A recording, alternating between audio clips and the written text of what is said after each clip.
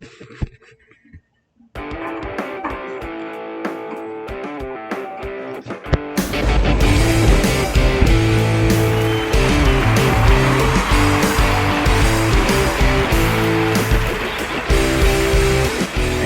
welcome back to another edition of the I Prefer the 80s and 90s Sports podcast where I talk about why I, Richard Harris, prefer the sports of the 80s and 90s to today.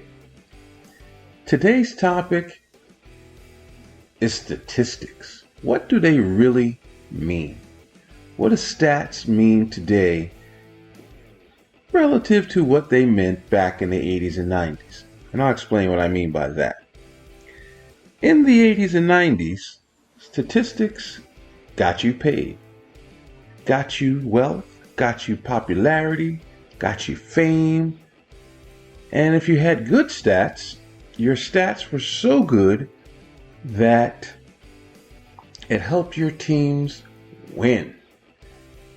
The reason why they used to make big deals about Marino throwing for 4,800 yards and 5,000 yards and 48 touchdowns is it made him a superstar, it made him a household name, made him historic, and Miami won games. But the funny thing about that season in 1984 when he threw 48 touchdowns and 5,000 yards, they didn't win the Super Bowl. But the fact of the matter, I'm not here to diss Dan. My point is, his statistics were so good that it meant something to his team's success and wins. To me, that's the biggest difference between today and yesterday. Yes, there are many players who played on teams that had huge statistics and couldn't spell playoffs. Don Mattingly. Don Mattingly in the 80s, phenomenal. Somehow, some way, he's not in the Hall of Fame because the Yankees didn't go to the playoffs. And the one year where the Yankees had a chance to go to the playoffs, there was the baseball strike. Major League Baseball's thought process changed. In fact, Hall of Fame voting changed over the years because they started to reward guys who got into the Hall of Fame based totally on their statistics. They decided to say, no, we need to put more guys in because of the impact of the game that they had, because they were afraid that some of these players who were definite Hall of Famers may not get in based on the old merit system. It is shocking that the greatest teams of the last, let's say, 70 years, let's say the Big Red Machine, let's say the Oakland A's of the 70s and the Reds of the 70s, have small amount of numbers of people in the Hall of Fame, and the same thing with the 90s Yankees. The Yankees only have two that played on those teams, and it'd be Jeter and Mariano. But it wasn't just Jeter and Mariano that made them Hall of Famers. It was Bernie Williams that made them champions, is what I'm trying to say. It was Tino Martinez. And Bernie Williams was at least on the ballot. Tino won't be on any ballot for Hall of Fame. But my point simply is, statistics mattered more than they do today. I look at the players from then. I look at a Reggie Jackson. Great statistics.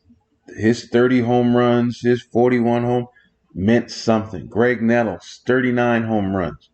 Helped the Yankees beat Boston in 78 and get them to the championship and win the World Series.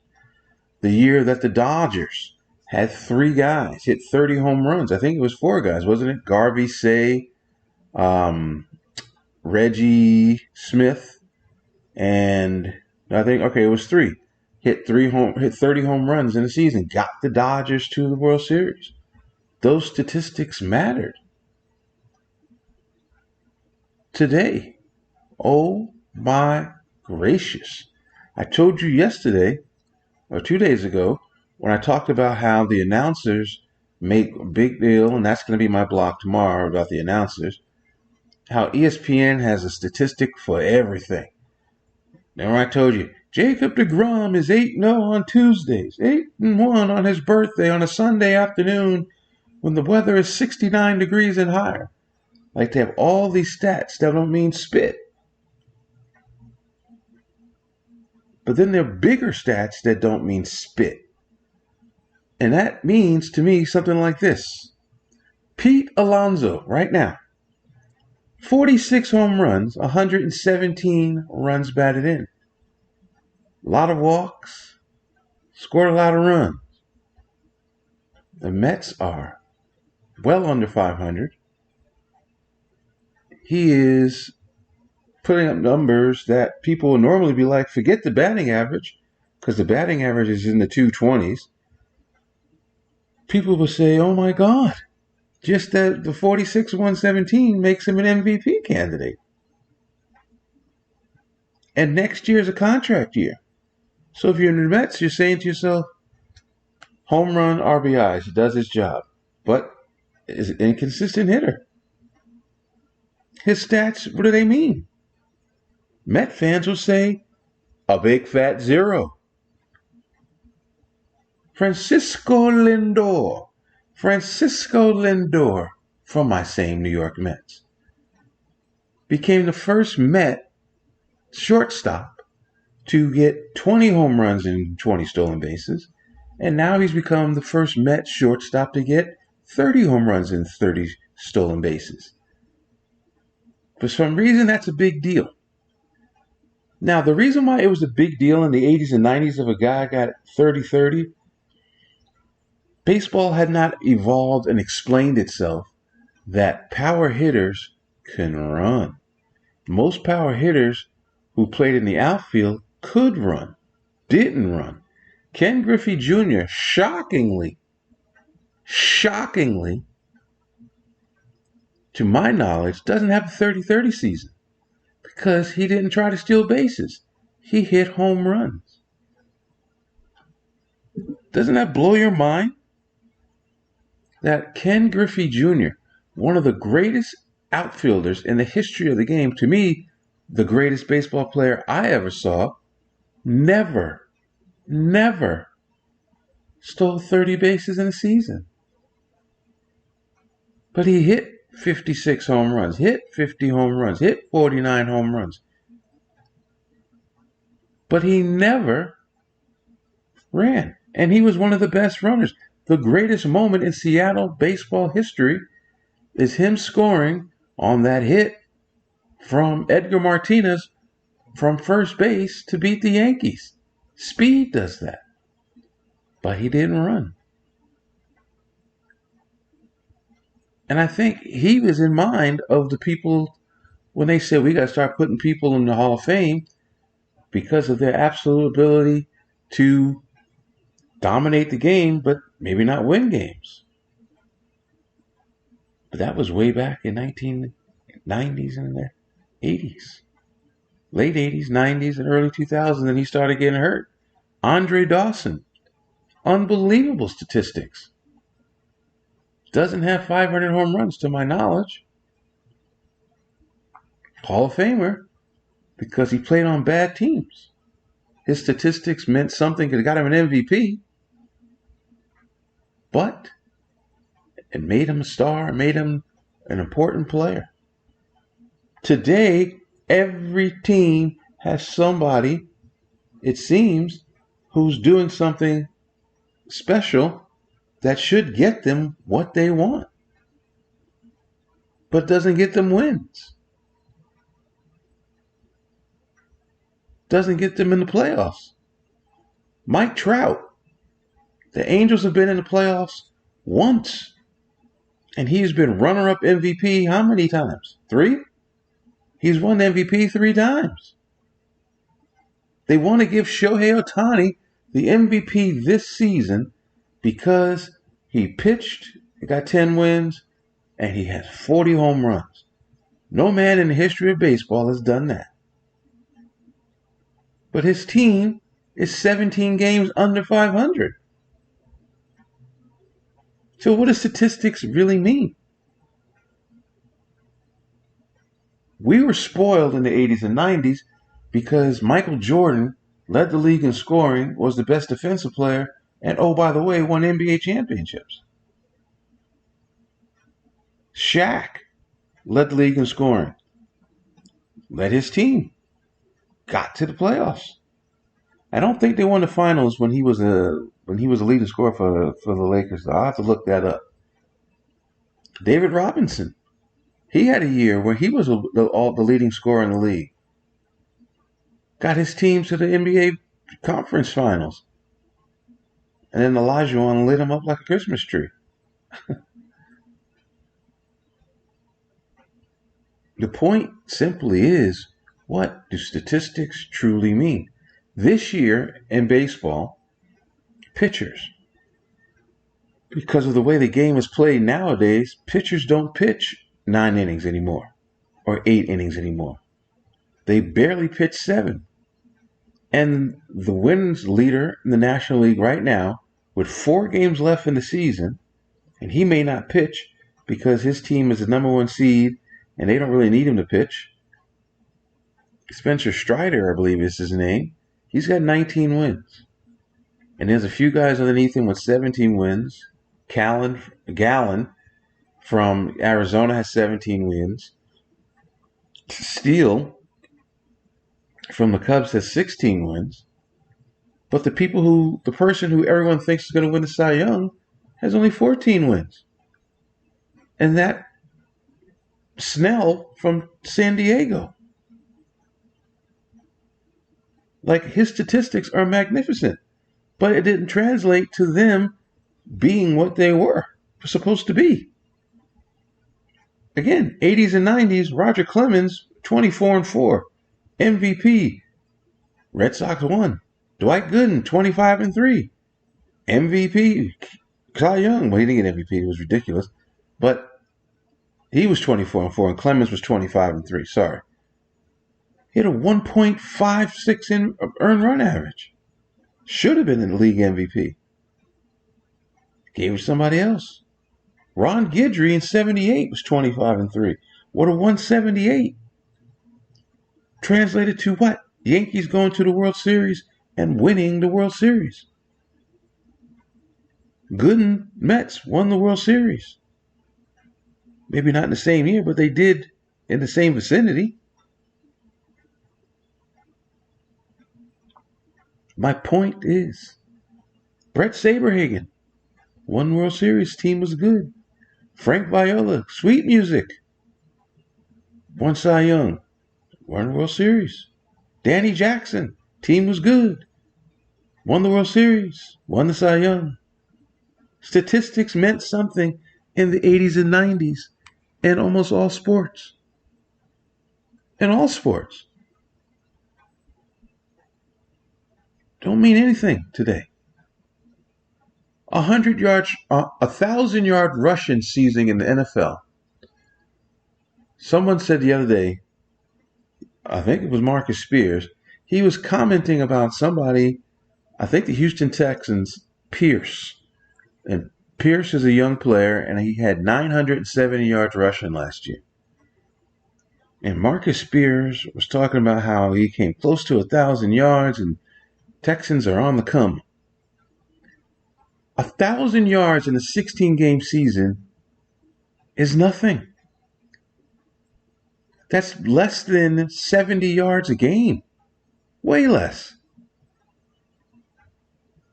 You can't get 60 yards a game running in the NFL. That's your fault. That's your team's inability to block for the run. But back in the day, 1,000 yards was the deal. You got 1,000 yards, you got paid. You were considered an elite running back. If you got 1,200 yards, you were considered a really good back. If you got 1,500, if you got 1,800, if you got the record 2105, you were considered a god. O.J. Simpson got 2,000 yards in 14 games. Didn't win them anything in the playoffs. Didn't win them anything special.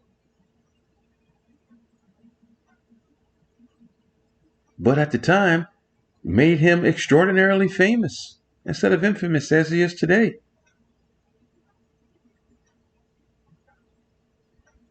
Statistics today, it's funny. You watch college football.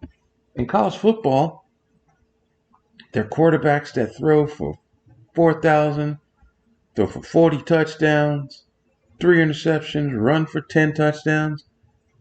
That gets them the Heisman Trophy. But it doesn't get everybody the Heisman Trophy because apparently a lot of people do that now.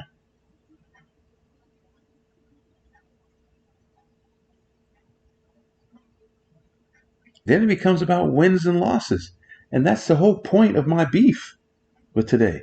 Wins and losses supposed to be generated because you're putting up stats. And the fact that Pete Alonso and Lindor are doing things that on 1989, 1980, 1970, 1990 would be considered, oh my God, moments. They ain't meaning nothing. Julio Rodriguez, J-Rod they call him, for Seattle. He just became a 30-30 guy. Seattle is going to be watching the playoffs at home.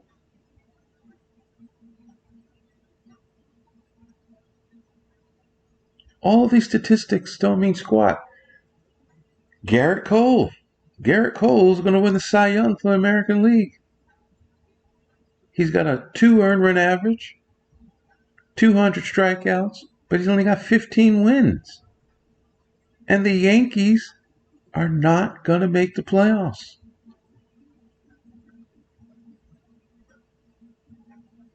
And yes, I'm aware in the 80s, there were times where teams and players won MVP awards. Dawson, I already mentioned. Mike Schmidt won the MVP in 86, even though the Phillies were, over 10 games behind the Mets to win the division.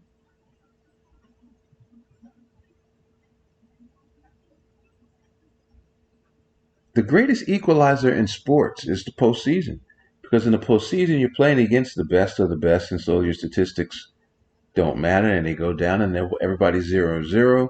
Everything starts all over. But to get to the postseason, and you put up prolific numbers, Jameis Winston, I hate to diss Jameis.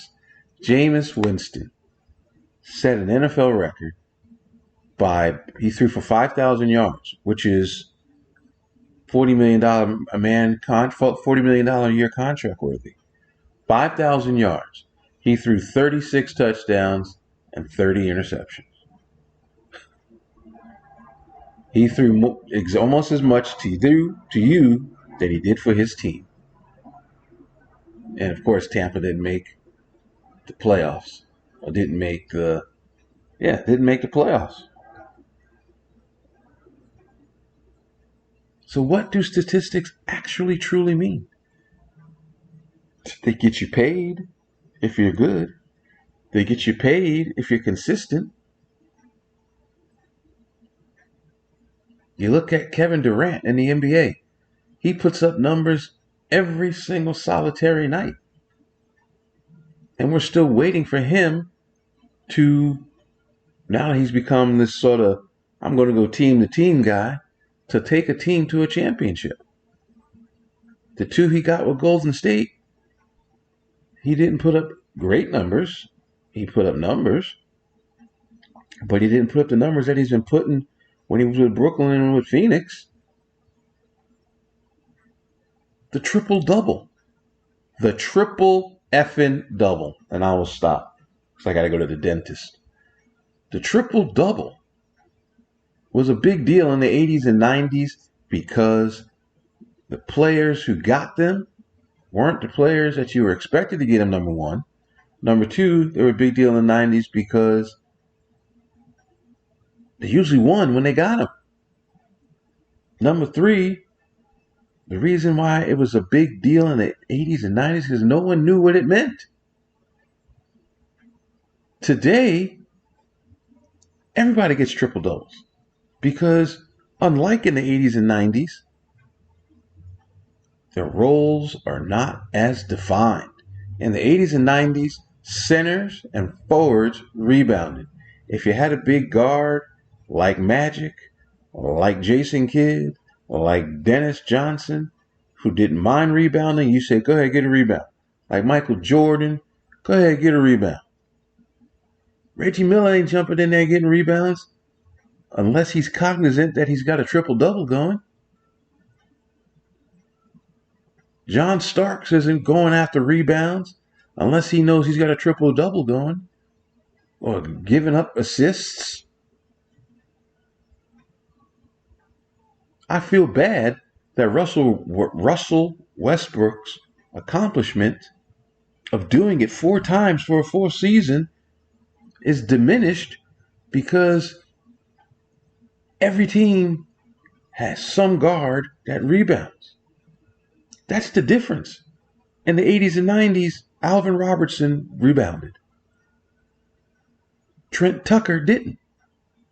So when a guard got a triple-double, other than Magic, other than Jason Kidd, other than Detlef Schrempf, it was a big deal. Because it was like, oh my God, how in the world did Allen Iverson get a triple-double? He's so small. How's he rebounding amongst the big trees? Today, the big trees don't rebound. They stand out by the three-point shot and watch it be shot. And then go run back on defense. The centers are shooting threes. The centers think they're guards, so they're passing. Point guards say, I'm more physical than you. I can go get a rebound before you. You got 7'1" guys, 7'3" guys shooting threes. And instead of having a triple-double where they got 10 blocks, 10 rebounds, and 10 points, they're barely rebounding. That's what makes Jokic so unique, because he passes, he rebounds, and he scores. Other centers in the league don't do one or the other. And he's my living proof that statistics matter, because he puts up statistics that matter. He rebounds. He gives up the ball, and he scores when needed.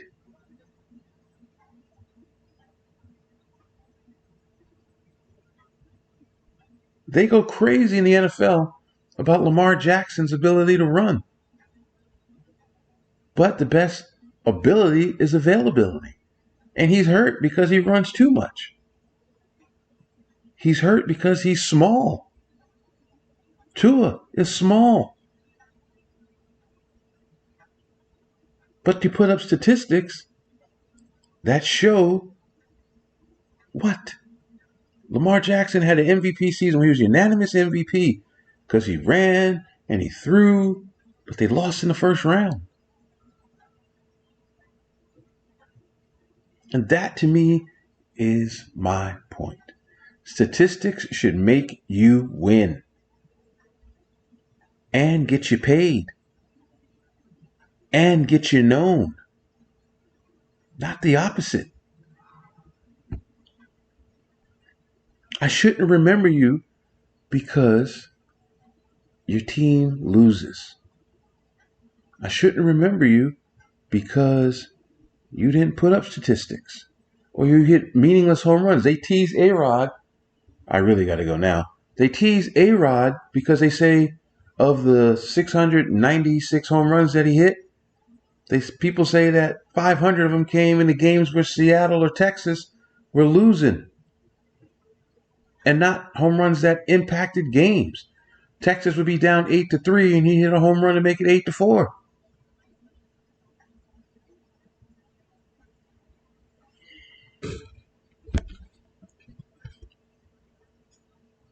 I hope you understand what I'm trying to say. Statistics need to matter for you to win. Doesn't matter if you score 45 points in a basketball game if you lose by 20. The worst statistic line I've ever heard of in my life. LeBron James against Indiana Pacers, game one of the playoffs. LeBron scored 40 points. He had like 15 assists and 10 rebounds, or vice versa. And they lost by 20. What did his stats mean? Nothing. And that's my point. Make your stats count. Because if they don't, what's the point?